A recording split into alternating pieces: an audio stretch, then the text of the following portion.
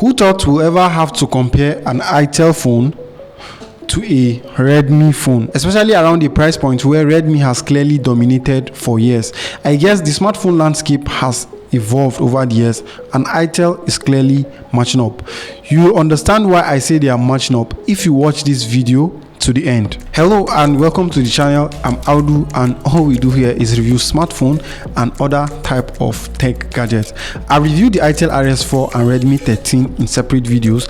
They come in at a similar price point and the Redmi 13 comes in at around 199,000 naira while the itel RS4 comes in at 201,000 naira. There isn't much separating these phones in terms of price, and depending on what you want on a phone, you might be wasting your money if you buy the Redmi 13 or itel RS4 over the other.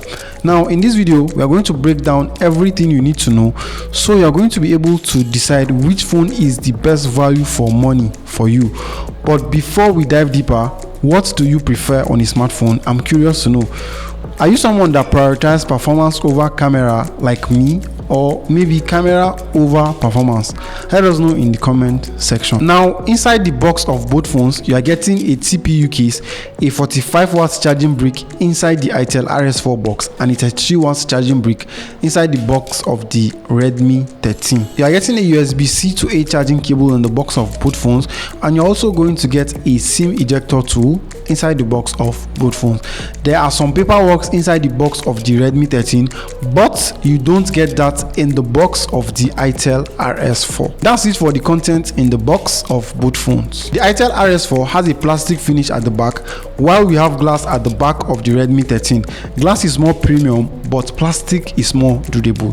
The Redmi 13 is prone to fingerprint stains and reflections, while the itel RS4 has a matte-like texture in the eye, but in the hand you don't get to feel that texture. The design at the back of the itel RS4 looks different, while the Redmi 13 has a minimal look, but the large camera cutout at the back of the itel RS4 gives it some gaming vibes. You see this straight black line at the back of the itel RS4, it's mimicking a race track. The Redmi 13 carries with the design from the Redmi 12 with the omission of a third camera. Now both phones support dual 4G SIM cards, but the Redmi 13 has a hybrid SIM card slot, which means it supports two SIM cards or maybe an SD card and a SIM card at the same time. The itel RS4 on the other hand has a space for two SIM cards, and you also get a space for the memory card.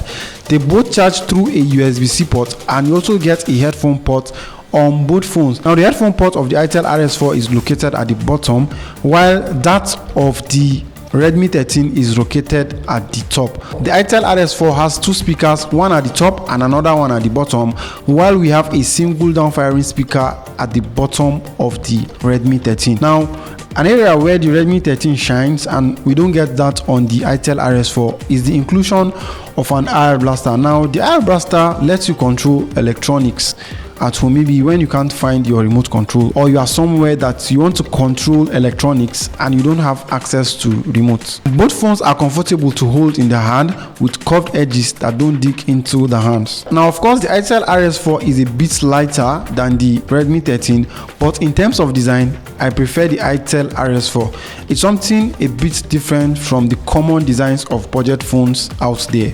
Let me know which design you prefer in the comment section. They both have a centered punch hole cutout for the selfie camera, and we are going to talk about camera at some point in this video. The Redmi 13 has a larger 6.7-inch display, while we have a 6.56-inch display on the itel RS4. They both have IPS LCD displays with 90Hz refresh rate on the Redmi 13 and 120Hz refresh rate on the itel RS4.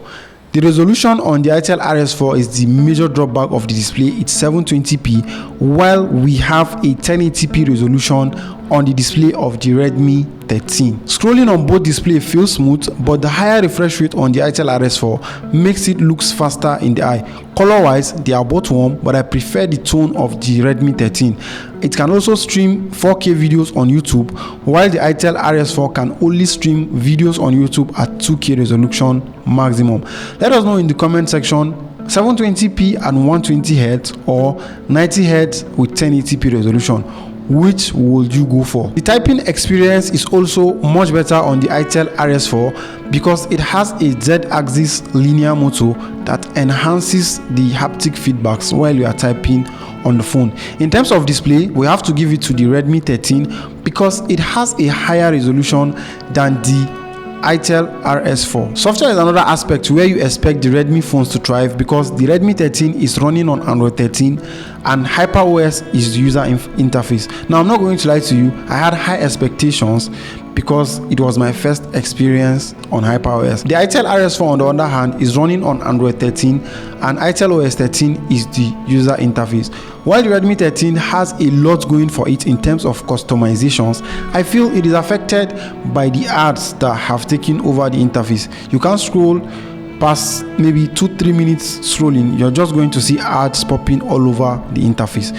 They both have memory extension and you can extend the RAM on the Redmi 13 to 12 gigs while you can extend the RAM on the itel RS4 to 16 gig. Now, both phones comes with pre-installed apps, but I find more pre-installed apps on the Redmi 13. There are some unwarranted games that I feel we don't really need, but they are all on the Redmi 13. You can uninstall some of them while some can't be removed. Now, you can do split screen with the itel RS4 while that feature is missing on the Redmi 13.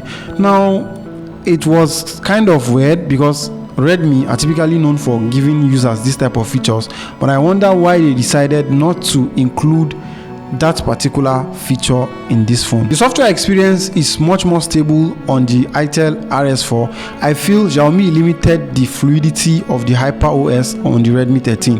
Now, in terms of software updates, the Redmi 13 might of course get 1 or 2 major Android updates, but itel are not known for pushing future software updates to their phones. And hopefully, if Redmi is going to send a future update on this phone, hopefully it's going to fix the major issues that have taken over the software. Now, performance wise, the itel RS4 is powered by the MediaTek Helio G99 Ultimate, while we have the Helio G91 Ultra powering the Redmi 13. Apps open faster on the itel RS4 and you will also enjoy playing games better on the itel RS4. There is a significant gap in terms of performance, and itel is even marketing the RS4 as a gaming device on a budget. If you want better performance, then the itel RS4 is the best option. In fact, around the same price of 200,000 naira, there is hardly any phone that is going to beat the itel RS4. Let's quickly talk about camera. This is a situation where pixels don't matter because we have a 108 megapixel primary camera on the Redmi 13, while we have a 50 megapixel lens on the itel RS4. The processor on the itel RS4 is better, hence the pictures. It has more bright and sharp images, and colors are also better on the pictures snapped with the itel RS4. You can see them side by side. Up front, you get a 13 megapixel selfie camera on the Redmi 13 and an 8 megapixel selfie camera on the itel RS4. Here are more pictures side by side. Let us know what you think in the comment sections.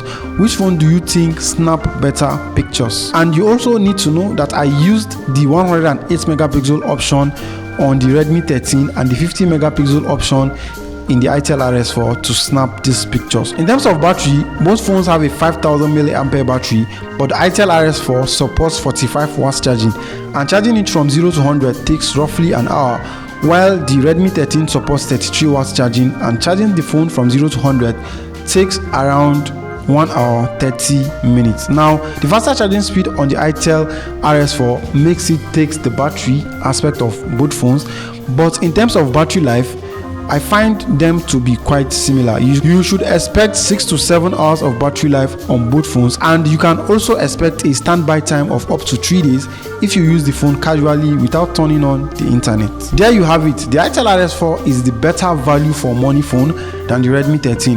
The Redmi 13 is ahead in terms of display, but every other aspect has to go to the itel RS4. What else do you want to know about both phones? Feel free to ask any question in the comment section. I'm going to be there answering your questions, and don't forget to subscribe if you made it this far. You can also check the video showing on your screen right now, which is the review of the itel RS4 and Redmi 13. I'll see you in any of those videos. Peace.